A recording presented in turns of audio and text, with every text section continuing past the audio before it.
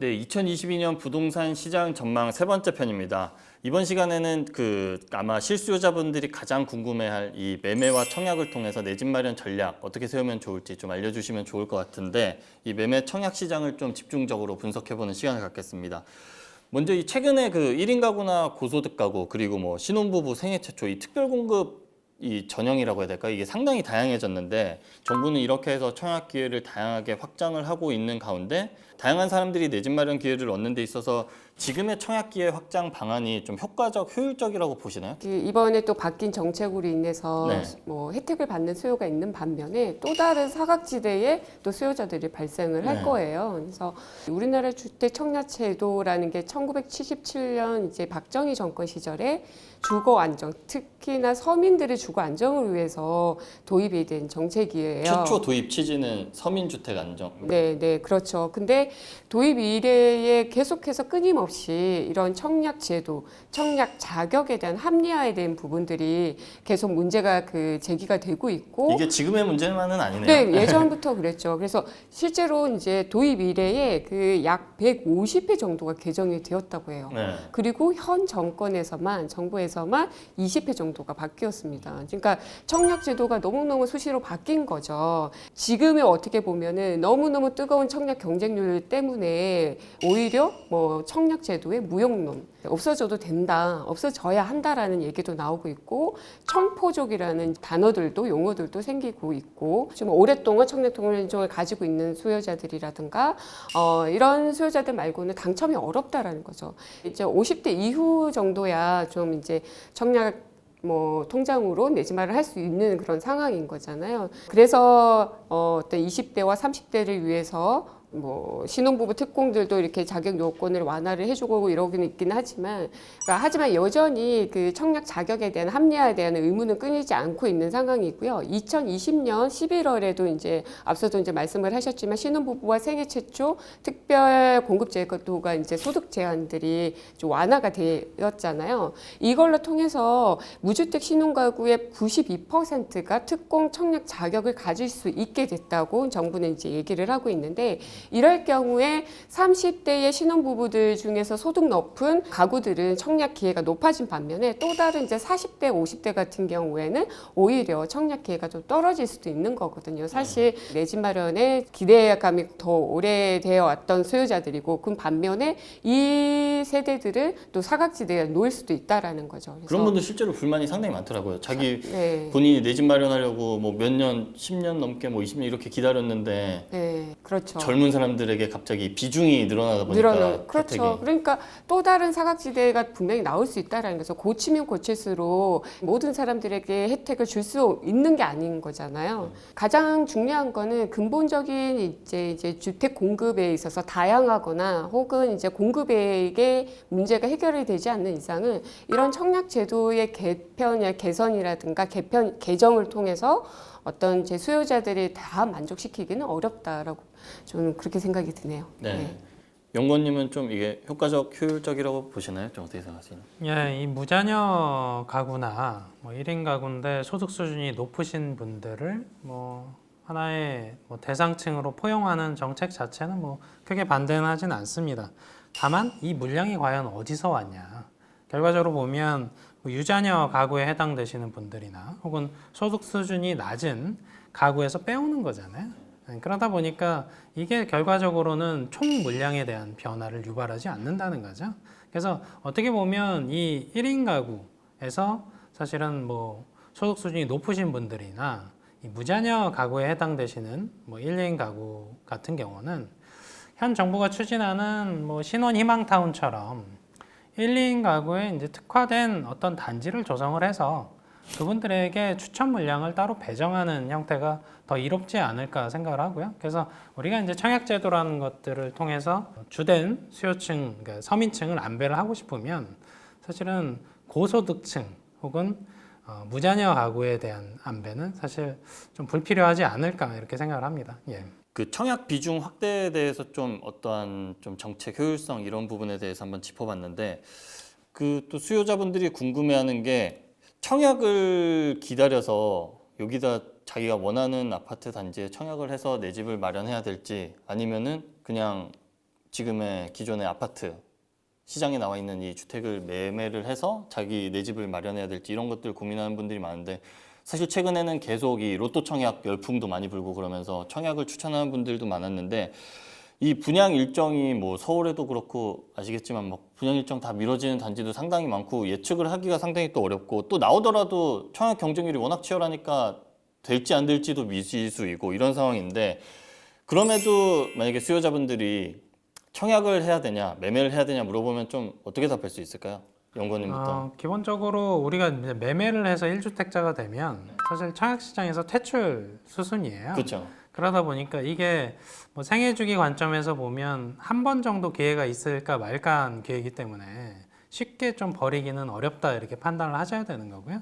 그래서 현재 현존하는 그 무주택 실수요자가 내 집 마련할 때 가장 뭐 최적의 대안은 청약이다 이렇게 분양이다 이렇게 평가를 할 수밖에 없고 일단 그 이유를 보시면 분양가를 정부에서 통제를 합니다. 그래서 분양가 상한제를 통제를 할 수도 있고 주택도시보증공사 허그라는 곳을 통해서 통제를 하기도 하는데 이게 주변 시세의 뭐 한 10에서 20% 저렴한 가격임에도 불구하고 일단 계약금만 한 20% 정도만 납입을 하면 이걸 분할 상환을 할 수가 있습니다. 한 3년에 걸쳐서. 그러다 보니까 자금 소요되는 부분들, 이 부분들이 훨씬 덜하다는 거죠. 문제는 신축, 3년 뒤에 입주하는 신축인데 더 쌀 뿐더러 자금 마련에 소요되는 부분들이 덜하다. 이 부분들이 가장 큰 강점이라고 볼 수가 있고 이게 거기다가 최근에는 기존 매매 시장에서는 이제 대출 규제에 굉장히 드라이브를 걸고 있잖아요. 그에 반면에 이 집단 대출로 이루어지는 이 분양 시장에서는 사실상 이게 덩어리로 시공사를 중심으로 대출을 하는 부분이기 때문에 상대적으로 덜 까다롭다 이렇게 평가할 수 있는 부분들이 있어요. 그래서 대출도 상대적으로 더 잘 나오고 그리고 분양가에 대한 부담도 덜하고 거기에 초기 자금 마련도 20% 수준만 마련하면 되기 때문에 이보다 더한 뭐 괜찮은 상품을 찾기가 현존하는 시장에서는 찾기가 쉽지 않다. 경쟁이 치열하더라도 기왕이면 청약시장에서 내 집 마련하시라 이렇게 말씀을 드리는 거죠. 그 말씀하신 게 분양가가 주변 시세보다 10에서 20%라고 하셨는데 그거보다도 훨씬 차이 많이 나는 단지도 훨씬 많잖아요. 그런 사실. 경우는 이제 강남 쪽이에요. 네.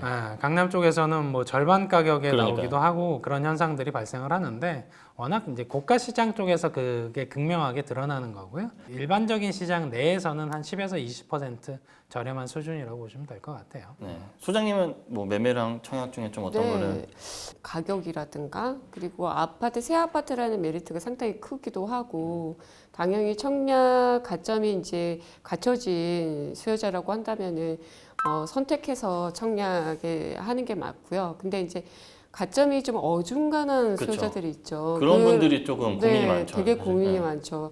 그래서 주변에 보면은 워낙 요즘에 이제 청약에서 로또 청약이 되고 누구 어디 당첨됐대. 네, 뭐, 그래서 뭐 웃돈이 뭐 벌써부터 뭐 붙기도 하고 이러다 입주하기도 보니까 전에 뭐몇 네. 원 떴다 막 이런 얘기들 다 하니까. 그러니까 너무 이제 조바심이 이제 생기는 거죠. 상대적인 박탈감도 많이 이제 커지는 부분들고 들기도 하고 그러다 보니까는 비인기 지역의 비인기 단지까지도 이제 청약에 나서 보려고 하는 수요자들도 있거든요. 그분들은 정말 아까울 수도 있어요. 그러니까 어중간한 청약 가점이라고 생각을 하지만 그게 이제 시간이 지나면은 나에게도 이제 거점이 이제 불어나는 부분들이고 또 하나가 시장이라는 건 어쩔 수 없이 사이클이라는 게 있잖아요. 결국에는 입지가 좋은 지역이어도 공급이 이제 이루어지는 그 시기에는 분명히 미달이 될 수도 있다라는 거죠. 우리가 다 경험을 했잖아요. 이제 강남의 세국지구의 보금자리도 반값 아파트였는데도 불구하고 미달이 된 단지도 있고, 뭐 우리가 가장 유명한 강남 타워팰리스도 미분양 단지였고요. 반포동에서도 꽤 많았잖아요. 네, 많았잖아요. 그런 지역들이 지금은 어마어마한 가격에 지금 형성이 되어 있듯이 이거는 결국에는 청약통장에 함부로 써서 그냥 사라지게 하는 것보다는 조금은 이제 그 시기를 느긋하게 기다려 보면 또 기회가 분명히 올 수가 있거든요. 근데 우리가 잘 못하죠, 기다리는 거를. 네, 근데 그렇죠. 이제 시간이라는 부분들이 이제 해결해 줄 수 있는 부분들도 있기 때문에 좀 느긋하게 기다려 보는 것도 좋은 것 같아요. 무작정 사용하기보다는. 그 어쨌든 뭐 가점이 높은 분들은 뭐 계속해서 네. 기다리실 거고 당연히 좀 이제 어중간한 분들도 이 청약 통장 가점이 아까우니까 좀 비선호도 지역보다는 향후에 좀 나올 곳, 본인이 원하는 곳에 조금 기다렸다가 청약을 하는 게 도움이 되겠다. 네. 그리고 그런 이제 말씀입니다. 정부에서 추첨제 물량을 늘리는 부분도 있으니까 네. 그냥 포기하기엔 좀 그렇죠. 아쉽다는 가점이 거죠. 낮더라도 추첨제를 노리면 되니까. 그리고 2021년에 또 청약 시장의 특징 중 하나가 하반기에 갑자기 눈에 띄는 게 있었는데 이 오피스텔 열풍을 또 무시할 수가 없을 것 같아요. 막 역대급 경쟁률, 뭐 서버 마비, 뭐 이런 것들이 상당히 많았었는데 이 주거용 오피스텔의 인기가 상당히 뭐 규제 측면에서 좀 자유롭다 보니까 인기가 많았었는데 이 주거용 오피스텔의 인기는 올해도 좀 계속 될까요? 좀 어떻게 보세요? 궁극적으로 그런 질문들을 많이 하세요. 오피스텔 시장이 지금 핫한데 이게 얼마나 갈 것 같냐. 근데 이거는 오피스텔 시장에서 찾으면 안 돼요.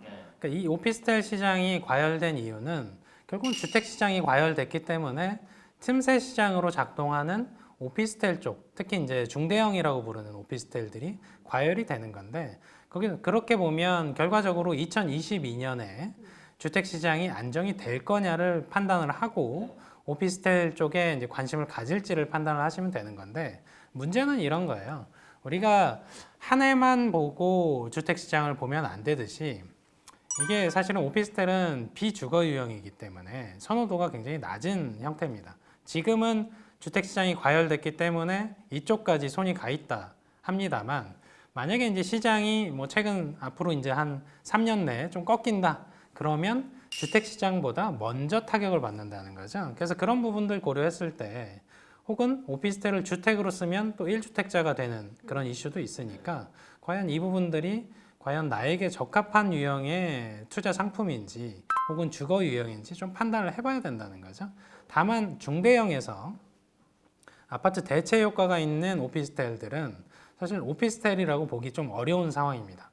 사실상 아파트다 이렇게 평가할 수 있는 부분도 있으니까 그렇게 대체 효과가 있는 거 위주로만 좀 접근하시길 권합니다. 예. 그럼 오피스텔 인기는 좀 지속적이라고 보시는 건가요? 2022년에도 사실 저는 주거 주택 시장이 안정될 걸로 보지 않기 때문에 지속성은 여전히 있다 이렇게 평가를 하고 있습니다. 예. 소장님은 좀 어떻게 보시나요? 비규제 지역이 풍선 효과를 받듯 비규제 상품인 오피스텔이 지금 풍선 효과를 받고 있다라고 저는 보고 있거든요. 네, 연구원님이랑 좀 비슷한 그 틈새 시장. 그렇죠. 비슷한데 저는 그 오피스텔 부분들이 과거 2013년에 수도권 집값이 저점을 찍고 그 전에 2012년의 경우에는 최고가 대비 절반 가격의 아파트까지도 나오기도 했었거든요. 그때 가격 엄청 많이 떨어졌죠. 엄청 많이 떨어졌죠. 뭐 경매로 내몰려서 막 물건들이 쏟아져 나와도 이제 뭐 빚을 청산하지 못해가지고 깡통 아파트 그때 막 많이 나왔던 이런 아파트들도 이제 속출을 하기도 했었는데 그때 막 강남에 40% 떨어지고 네, 뭐 그런 단지도 상당히 많더라고요. 용인 찾아보니까. 같은 경우에는 그 미분양 아파트를 절반 가격에 분양가를 했는데도 불구하고 안 팔리고 그랬었거든요. 그때 오히려 반면에 오피스텔은 광풍을 일으켰었어요. 그 당시에요? 네, 그 당시 이제 오피스텔 같은 경우에는 공급도 그렇게 많지도 않았을 뿐더러 임대 수익률이 상당히 높았었어요. 우리가 이제 시세 차익의 상품이 이제 그 인기가 떨어지게 되면 안정적인 임대 수익을 바라는 또 투자 수요들이 발생을 하거든요. 네. 즉, 갈 곳 잃은 유동자금이 어디든 가야 되는데 갈 곳이 없다 보니까 그래도 수익률이 안정적인 이런 수익형 상품으로 이제 옮겨가다 보니까 오피스텔이 상당히 인기를 높았던 거죠. 이때는 임대 수익률이 오피스텔이 평균 한 4%에서 5% 수준이었단 말이죠. 근데 지금 같은 경우에는 상황이 많이 달라졌다. 그 2022년부터 규제도 이제 들어가기 부분들도 있고요. 또 임대 수익률 부분에 있어서 오피스텔 같은 경우가 과거와는 다르게 지금 뭐 해봐야 2% 수준이 될까요? 이 정도로 많이 수익률에서 떨어졌기 때문에 오피스텔의 인기가 이렇게 그 2022년에도 계속 되기는 좀 쉽지는 않을 것이다라고 저는 보고 있어요. 그럼 두 분께서는 2022년도에도 어쨌든 뭐 매매보다는 되도록이면은 뭐 청약에 조금 포커스를 두고 내 집 마련 전략을 세우는 것에 대해서 추천을 해주셨는데 사실 보시는 분들이 진짜 궁금한 거는 또 어디가 유망한 지역이냐, 호재 지역이냐, 청약통 내 평생 한 번 쓸 수 있는 이 청약 통장을 과연 어디다 써야 되느냐, 새해 좀 눈여겨 보시는 곳 있나요? 좀 어디가 좋을까요? 저는 그 성남시 구시가지 쪽으로 좀 청약 통장이라고 한다면 관심을 가져봐도 좋을 것 같거든요. 뭐 기존 아파트라고 한다면은 이제 분당 신도시도 매력적이기도 하고요. 그러니까 성남 구시가지 같은 경우에 지금 현재 재건축 재개발이라든가 이렇게 되게 활발한 지역이에요. 그러니까 성남하면 떠오르는 지역들이 우리가 분당, 판교 이런 지역이잖아요. 그만큼 성남구시가지 같은 경우에는 좀 오래된 노후된 주택들이 많이 이렇게 밀집되어 있다 보니까 상대적으로 외면받아 왔던 곳인데 이런 지역들이 최근에 이제 재개발과 재건축들이 순차적으로 많이 진행이 되고 있어요. 특히 이제 성남시 중원구의 단대 오거리역 일대 같은 경우에는 사실 성남시의 중심부에 위치를 하고 있거든요. 입지적으로 상당히 메리트가 상당히 높은 지역인데도 불구하고 너무 오래된 주택들이 그 우후죽순으로 있다 보니까 비인기 지역이었는데 이 지역들이 이제 정비 사업을 마쳤거나 지금 추진 지역 있는 지역들이 많아요. 그러니까 성남시에 따르면은 중원구, 수정구 일대만 하더라도 20곳이나 된다라는 거죠. 이런 지역들이 이제 활발하게 진행이 되면은 이제 브랜드 새 아파트들이 이제 들어설 수 있다라는 부분에서도 메리트가 있는 지역이고 지금 이 현재 중원구, 수정구 일대에 재건축 재개발을 마치게 되면 새 아파트만 해도 적어도 4만 가구가 나온다고 하니까 정말 탈바꿈 되는 거죠. 그 지역들이. 그래서 그런 어떤 쾌적성에서도 이제 주목이 될 만한 지역들이고 성남시 중에서도 그 지하철 8호선 라인을 좀 주목을 할 필요가 있는 것 같아요. 그러니까 산성역과 신흥역 역세권인 산성구역이라든가 도안중 1구역 같은 경우에는 최근에 이주를 시작을 했고요. 그리고 신흥역과 단대 오거리 사이에 위치한 상대원 2구역 같은 경우에는 5,090가구의 매모드 단지로 이제 들어설 예정이고 최근에 관리 처분을 총회를 마쳤어요. 그리고 또 하나가 이제 은행주공 재건축 이 단지도 좀 주목할 필요가 있는 것 같아요. 연구원님도 2022년 좀 유망하게 보시는 지역 좀 추천해 주시면 좋을 것 같습니다. 지금 시장에 여전히 그 똘똘한 집 한 채 현상들이 있습니다. 똘똘한 게 과연 뭐냐? 그럼 사실 떠오르는 게 하나밖에 없잖아요. 뭐 서울 강남. 근데 이 모든 분들이 뭐 그 주택에 들어갈 만큼의 자산과 소득을 가지고 계신 건 아니니까. 그러면 대안으로 뭘 봐야 되냐면 아무래도 정부에서 추진하고 있는 3기 신도시 주변에서의 어떤 기회들을 좀 포착을 하시는 게 낫지 않을까 이렇게 평가를 합니다. 왜 그러냐면 현재 정부가 이제 지구 지정을 하고 이제 토지 보상하고 있는 곳들이 크게 3기 신도시는 5곳이에요. 그게 이제 하남 교산, 남양주 왕숙, 고양 창릉, 인천 계양, 그리고 부천, 대장 이렇게 5곳으로 볼 수가 있는데 이게 과거 1, 2기 신도시랑 달리 이곳들은 GTX와 관련된 교통 호재를 품고 있고요. 그리고 추가적으로 주거와 관련된 부분도 있습니다만 판교 테크노밸리처럼 업무 시설들을 넣어줍니다. 거기에 이제 교육과 관련된 부분도 국공립 교육시설들을 같이 넣어주기 때문에 이게 주변 시장에 미치는 파장 효과라는 부분들이 굉장히 크다는 거죠. 예전과 달리 예전에 1, 2기 신도시는 주거 중심으로 주변에 미치는 파장이 그렇게 크지 않았습니다. 반면에 판교처럼 판교 테크노밸리가 조성이 되면 그 주변 지역에 미치는 영향들이 굉장히 크다는 거죠. 그래서 3기 신도시는 굉장히 복합적인 개발 형태들을 띠고 있습니다. 그래서 여기서 사실은 이게 이제 택지 개발 형태이기 때문에 청약을 해서 당첨이 되는 게 가장 나이스합니다만 사실은 청약을 통해서 당첨이 된다는 보장이 없잖아요. 그러다 보면 이 3기 신도시 주변에 위치한 근접한 아파트와 혹은 토지, 건물, 상가도 포함입니다. 오피스텔까지 포함해서 이런 곳들에서 중장기적인 이 개발에 따른 수혜를 늘릴 수 있는 기회들을 좀 2022년은 좀 포착을 해보실 필요가 있지 않나 그렇게 생각을 하고 추천을 드립니다.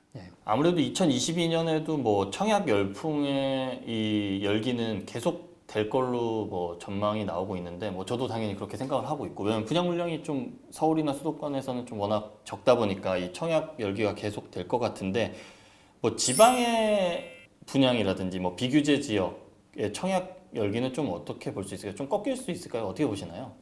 아무래도 좀 경쟁률에서는 2021년보다는 좀 꺾이지 않을까 생각을 하거든요. 여전히 뭐 뜨겁겠죠. 뜨겁기는 하겠죠. 청약 시장이니까. 근데 비규제 지역이라는 게 말 그대로 상대적으로 규제가 덜하기 때문에 오른 지역들이거든요. 그런데 지금 전체적으로 2022년은 2021년보다 저는 시장이 좋지는 않을 것이다라고 보고 있고, 그리고 투자 수요가 발생을 한다라는 거는 시장의 기대감이 그만큼 커야만 발생을 할 수 있다라고 보고 있기 때문에 2022년은 전체적으로 좀 관망하는 분위기일 것이다라고 보고 있어서 비규제 지역의 어떤 인기도도 좀 많이 줄 것이다라고 저는 봐요. 예, 현재 정부가 2020년에 6.17 대책을 발표하면서 사실은 이 규제 지역 자체가 굉장히 광역적으로 변했어요. 그래서 사실은 전 국토의 절반 이상이 지금 규제 지역이고, 우리가 이제 도시라고 부를 수 있는 곳들은 그냥 거의 다 규제 지역이다 이렇게 평가를 할 수가 있는데, 저 지방에서도 좀 알만한 데들은 다 그렇죠. 규제를 받고 있더라고요. 그래서 사실은 이런 우스갯소리를 많이 해요.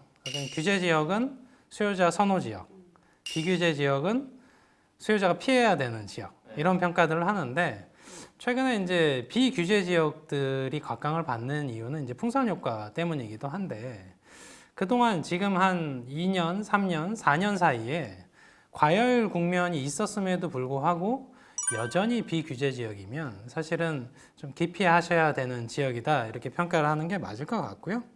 그리고 이제 수도권에서 비규제 지역에 해당되는 곳들을 보시면 사실 그렇게 선호하는 지역들이 아닙니다. 그러니까 사실 서울처럼 어디에 청약을 한다고 해도 거기가 교통이 좋고 교육이 좋고 그런 게 아니고요. 비규제 지역은 사실 교통도 그렇게 좋지 않고요. 교육 여건도 좋지 않고 특히 직장과의 거리가 먼 경우도 많습니다. 그렇다 보니까 비규제 지역에 대해서는 다소 신중하게 청약을 하시는 게 맞다 이렇게 평가를 드립니다. 예. 네, 시청자분들께서도 새 청약 신청을 염두에 두고 계시다면은 양 소장님께서 말씀하신 대로 그동안 저평가를 받아왔던 성남시 구시가지 일대 재개발 단지나 재건축 단지, 그리고 윤지혜 연구원님께서 말씀해주신 그 1, 2기 신도시에 비해서 입지적으로 서울과 더 가깝고 자족 기능을 갖춘 3기 신도시를 좀 염두에 두시고 이 청약을 좀 고민해 보시면 좋을 것 같습니다. 저희가 오늘 준비한 내용은 여기까지입니다. 두 분과 함께 전해드린 이 2022년 부동산 시장 전망 정보가 많은 도움이 되셨다면 구독과 좋아요도 부탁드립니다. 오늘 귀한 시간 내주신 윤지혜 연구원님, 양지영 소장님 감사합니다. 네, 감사합니다. 감사합니다.